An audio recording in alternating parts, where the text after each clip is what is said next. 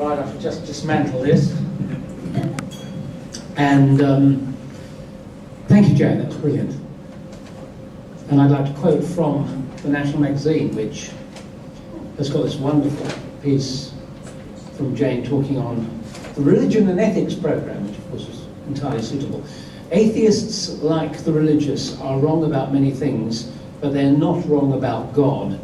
And the prima facie evidence that all current gods are man-made is, of course, their treatment of women. The idea that women are fully human is something that man-made religions seem to struggle with. Couldn't agree more. And may I say how extraordinary it is when you actually see women coming to the fore more and more. I work with a number of brilliant, strong women in the ABC, particularly in Catalyst, in ABC Television. I live with one of them. She won a gigantic prize for Catalyst yesterday from the World Council of Television. Really extraordinary. And seeing them really buzz together is a joy. And you can just imagine, if you look back at the writings of the religious books, all those holy, grizzled, wizened men with long beards, writing about women as if they're hand grenades of lust, requiring 10 extra safety pins, and barely glorified servants with fewer rights than their goats. I'm reminded of that marvellous book by Geraldine Brooks, 9 Parts of Desire, which I suggest everyone should read again if you've read it already. It's a marvellous analysis of that very thing. I was Humanist of the Year 20 years ago, 1993, and 2 young ABC colleagues came along to the celebration, which was at lunchtime at the Australian Museum. Someone called Andrew Denton and Jennifer Byrne. They snuck in the back because they were shy. And it was really quite wonderful, and I think I said something about the fact that I was briefly a religious person, only on a form though, because when we crossed into Pakistan, hitchhiking in 1966 from North Sydney to Piccadilly in London, there came a point where you could not just put a line through where it said religion. And I suddenly discovered what to do. I wrote congregational hedonist. And all the officials loved it. Oh, tell me, what is that congregational? I said, we had lots of fun together. And when I joined the ABC, I had fun with science. It was in 1972. And the fashion then, led by some colleagues of mine who were doing a series of programs, flying around the world, interviewing all sorts of countercultural people, was called Beyond the Mechanical Mind. It was quite fashionable to look at many scientists as if they were scientistic, being narrow, being reductionist, being judgmental, and I joined briefly in the spirit of that sort of thing. And I remember going to America for the first time and recording something at, I think it was Stanford University, with a professor of engineering about how you could get energy by laying on of hands and transferring all sorts of spiritual things. And it would be the greatest revolution since the Greeks. And when I broadcast that, we had letters by the box load coming in every day. And I thought, this is easy. You put on all sorts of stuff with all kinds of, not exactly kick in the shins of science, but you could be slightly on the mystical side. And it became so easy, I thought I'd put them all in one program. And one of the people I selected, the person who'd written to me about how he could do past lives therapy.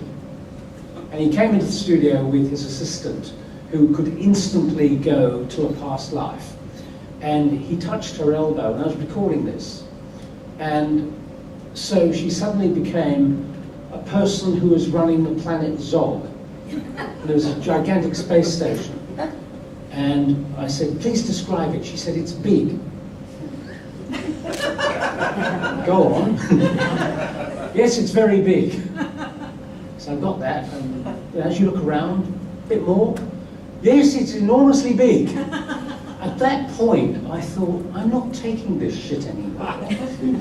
And I decided that whether they're scientistic or not, the exploiting loonies are not going to get any more airtime. And I really just got totally fed up with it.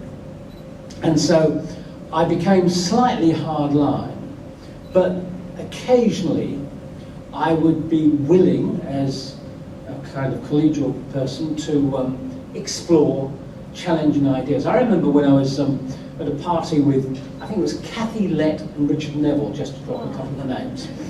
And Richard said, your friend Rupert Sheldrake's in town, and he's doing some experiments with another friend of yours called Stephen Rose. And do you know about Rupert Sheldrake? The morphic resonance ideas, kind of, roughly. His idea is that there are ideas that spread through the universe. And once something has happened, imagine that you've got rats which learn to run a maze. They can then have other rats on another continent, mysteriously, because of some fluence of ideas that go through instantly. Those rats can do the maze faster. And this is the kind of countercultural thing that tells you that there is a force in the universe that enables all people somehow to get together as if there's another higher being connecting us. So I said to Richard, this is rather surprising because Stephen Rose is an atheist, and he's not the sort of person who would take that sort of crap. I happened to be sitting in for Andrew Ollie on the radio, which was then called 2BL. And I suddenly discovered that Sheldrake was going to come into the studio. And so having got in rather early, I phoned up London, because Stephen Rose is Professor of Brain Science at the Open University. I said, why are you doing work with Rupert Sheldrake? He said, anyone who's hated by the establishment that much can't be all bad. I said, what about the experiments? You're supposed to have been doing experiments with chicks, where you teach them a trick, and as new generations of chicks are born, so they get better and better at this trick, as if there's a fluence in the universe. He said, we didn't find that at all. So Sheldrake comes into the studio, I asked him about the experiment, he drops the name of Stephen Rose, and I said, would you mind if we got Stephen Rose online? Oh, he said, not at all. And Stephen Rose comes on, says, no, we didn't find that. We found nothing. And the thing that amazed me was two things. One of them was I was attacked by my countercultural friends for ambushing Sheldrake. And I said, I'm a science journalist. Do you want me to go ahead and broadcast crap about something which is anti-scientific and which I know through an authority, having done some research, is wrong? They must have walked away. The second thing that happened, of course, there was a mighty great blue about whether the publication should happen under the auspices of the animal behaviour people. And this was adjudicated by the then Provost of King's College, Cambridge, Patrick Bateson, who said, of course, Stephen Rose was right and that Sheldrake was wrong. Those sorts of things became more and more tedious, I must say, as time went on.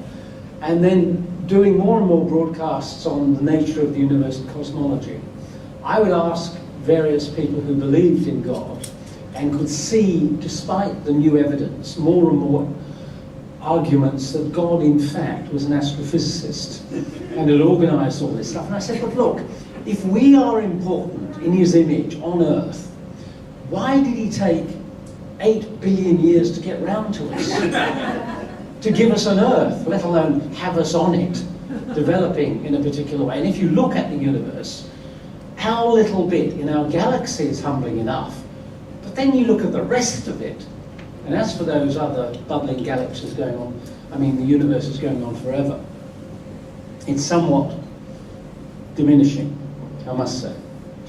However, one thing that really struck me about the nature of the science and the nature of belief in some sort of otherness is the way in which it ultimately can be fascist. If you look at the ideas in evolutionary theory, you can apply them to why is there religion and why is there religion in so many places. Now, you know the obvious ones about the fact that, well, Big Daddy is there and Big Daddy tells you things are just so. And before television, you're lying there either in the cave or in the bush, and you're looking up at the stars and you're saying, what's it all about? And Daddy's got to say something. I don't know whether they listen to mummies at that stage, but and so you get just so stories. And then you need consolation, obviously. Where do people go when they die?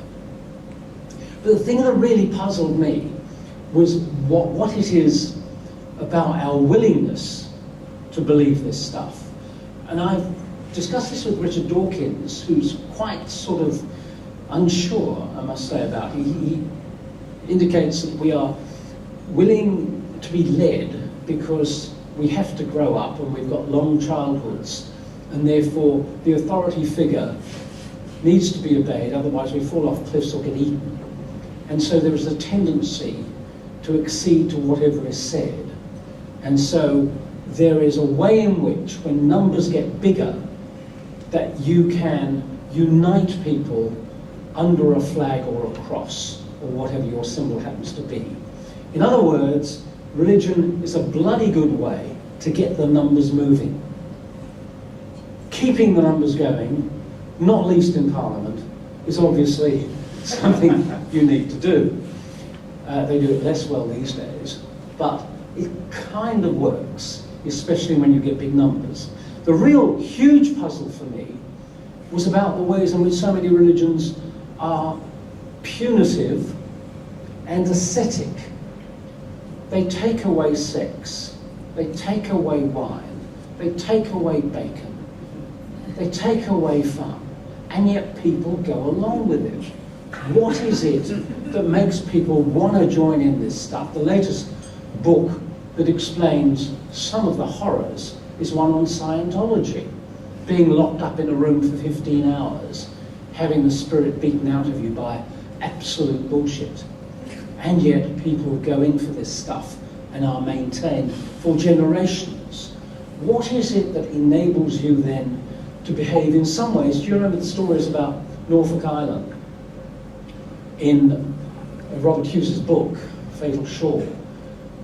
Even when someone who was decent came along, like McConaughey, to rule the island, and gave the people who'd been under the boot for all those many years, the people who had been prisoners and suddenly tasted freedom, didn't know how to be free. The point about human beings is that we are capable of almost anything. We are malleable, however bright, however rational. We can be made to do anything. I grew up in Austria, and many of the parents of my school kids were actual torturers, were in the Nazi party. I met them. They looked ordinary. They were ordinary. I did studies, well, I reported studies with Robyn Winkler, who was then at the University of New South Wales, on who are the torturers in Greece. They'd done analyses, and the answer is anyone could become a torturer, a child torturer. We are capable of almost anything. So, in summary, what do you do about that sort of thing? Well, you look at what you have in your magazine. Humanism is a way of thinking and living that aims to bring out the best in people so that all people may have the best life. Humanism rejects supernatural and authoritarian beliefs. They consider that we must take responsibility for our own lives and show care and compassion towards family and community. Now, it's interesting in recent times that there have been plenty of writings on how we can be kind of in the spirit of religion, but still atheists. And of course, Alain de Botton has written about this quite extensively, and there's a little bit which I found rather charming that he wrote in an edition about After God in the New Statesman recently. He's saying, for instance, that maybe instead of a priest, you can have a psychotherapist. And that's vaguely scientific, isn't it? No. Then he has, maybe not, but he has the reservation, which I'll read to you. From a distance, psychotherapists look like they are already well settled in priest-like roles. and there is nothing further to be done or asked for. Yet there are a number of ways in which contemporary psychotherapy has failed to learn the right lessons from the priesthood and might benefit from a more direct comparison with it. For a start, therapy remains a minority activity, out of reach of most people, too expensive, or simply not available. There have been laudable efforts to introduce therapy into the medical system, but progress is slow and vulnerable. The issue isn't just economic, it's one of attitudes. Whereas Christian societies would imagine there was something wrong with you if you didn't visit a priest, we usually assume that therapists are there solely for moments of extreme crisis and are a sign that the visiting client might be a little unbalanced rather than just human. Isn't it strange that you have to look for a way to converse with a neighbour or a friend in a way that's open and direct these days in times? Maybe Margaret Thatcher, although she was misquoted, was in a funny way right when she said there's no such thing as society. I think humanism gives us a guide to get society back. The second quotation, which I rather like, is from a scientist, Jim Al-Khalili. Do you know him? A couple of nods, yeah. He's talking about society. Our society is no longer predominantly religious. Atheists are the mainstream. This is precisely why we should set out our stall to be more tolerant and inclusive. There are many issues on which we cannot afford to be complacent or conciliatory, such as the evil intent of religious fanatics, the wrong-headedness of creationists, or the many injustices carried out against women or minority groups in the name of barbaric medieval laws. But we can often be more effective in getting our message across with a more soft approach. The new atheists have laid out the foundations. Maybe it is time for the new atheists. But then he says, I am well aware that some other atheists would call me an accommodationist. However, this patronising term needs to be replaced. So I thought long and hard in search of an alternative, a more appropriate one to define my brand of atheism, until I realised it's been made under my nose all the time. It's called being a humanist.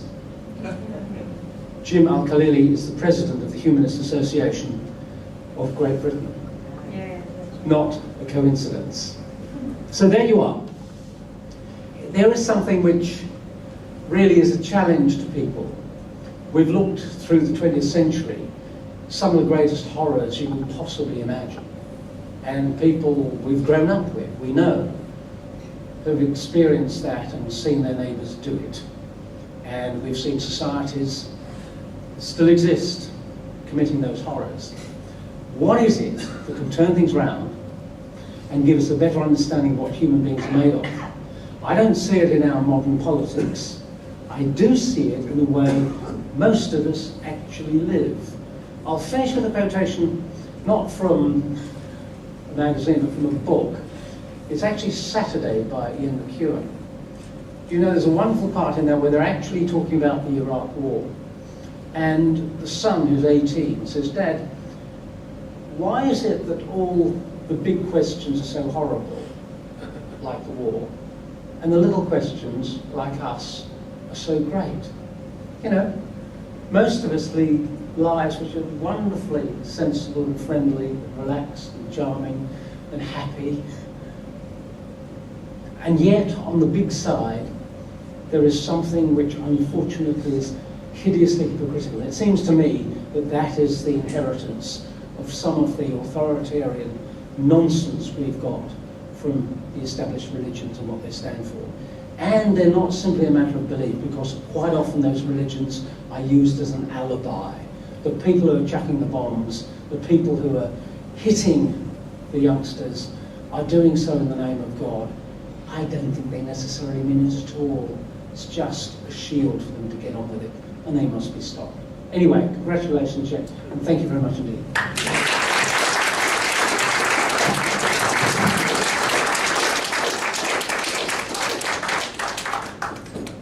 Beautiful.